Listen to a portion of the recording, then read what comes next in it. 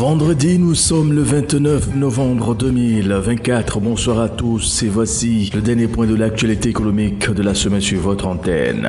La Banque centrale du Nigeria a relevé son taux directeur de 25 points de base, le situant à 27,50% contre 27,25% en septembre dernier, à l'issue d'une réunion de son comité de politique monétaire tenue les lundis 25 et mercredi 26 novembre dernier. Cette décision intervient dans un contexte de nouvelles pressions inflationnistes en raison de la hausse des prix des denrées alimentaires. L'inflation globale a augmenté de 33,88% en octobre contre 32,7% en septembre dernier. Parallèlement, l'inflation alimentaire a connu une hausse pour atteindre 39,16% contre 37,77% pendant la même période. L'inflation de base a également progressé. La hausse des prix de l'énergie, notamment le supercarburant, a eu un impact sur les coûts de production et de distribution des denrées alimentaires et des produits manufacturés, d'après le communiqué. Pour rappel, le Nigeria connaît des difficultés économiques depuis plusieurs mois à cause des réformes gouvernementales pour stabiliser la monnaie. Ces réformes, comme la suppression des subventions sur les produits de base, ont augmenté le coût de la vie et provoqué des manifestations. En réponse, le gouvernement a augmenté le salaire minimum, revaloriser les salaires des fonctionnaires.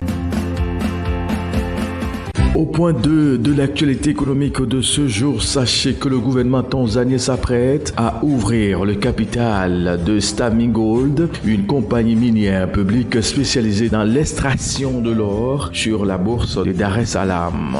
Monsieur Mavunde, ministre des Mines, a souligné l'importance croissante du secteur minier tanzanien, révélant que la valeur de ses exportations a atteint 3,1 milliards de dollars durant l'exercice 2023. Ce qui représente 56% des recettes étrangères du pays. Il a également fait savoir que le secteur a contribué à hauteur de 15% aux recettes fiscales et de 9,8% au produit intérieur brut durant le même exercice.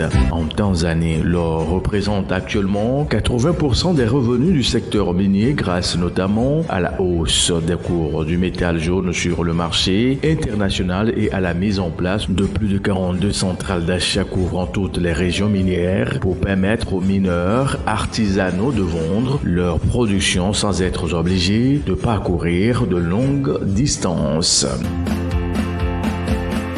Au Zimbabwe, le gouvernement cible une production de 3,2 millions de tonnes de céréales pour le compte de la campagne agricole d'été 2024-2025. C'est ce qu'a révélé le ministre de l'Information. Cette prévision, si elle se réalisait, traduirait une production de plus de 4 fois supérieure à la récolte de 744 271 tonnes obtenue au cours de la saison estivale précédente marquée par la sécheresse qui a réduit considérablement les rendements des cultures. À titre indicatif, la production de maïs, principale denrée de base du pays, a chuté de 36%, atteignant son plus bas niveau en 8 ans. Il convient de noter qu'en dehors du maïs, les autres céréales cultivées en été sont le sorgho et le millet.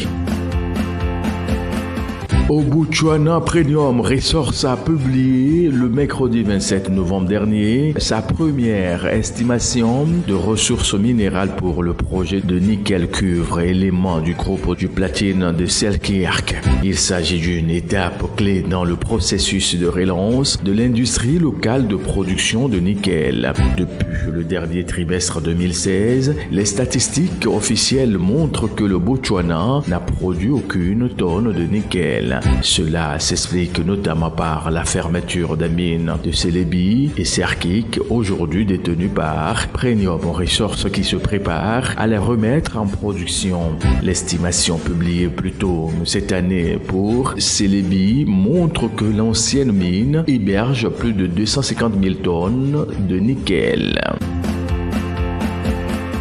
Bouclons l'actualité économique de ce jour et de cette semaine en Côte d'Ivoire pour vous dire que la ligne Abidjan-Paris d'Air Côte d'Ivoire sera lancée en 2025 avec une fréquence d'un vol par jour, a annoncé le président du conseil d'administration de la compagnie. C'était lors de la 130e Assemblée générale de l'Association internationale des transporteurs aériens francophones tenue le samedi 23 novembre dernier. Dévoilé en janvier dernier, le projet de desserte parisienne s'inscrit dans le cadre du plan d'expansion qui prévoyait aussi une ligne à destination de Casablanca. La desserte marocaine a effectivement été ouverte en mai. D'autres destinations internationales telles que New York, Bruxelles, Washington, Beyrouth et Londres devraient s'ajouter au réseau d'ici 2027. Et c'est fini pour le compte de cette semaine. Très bonne suite de nos programmes à vous tous et à lundi.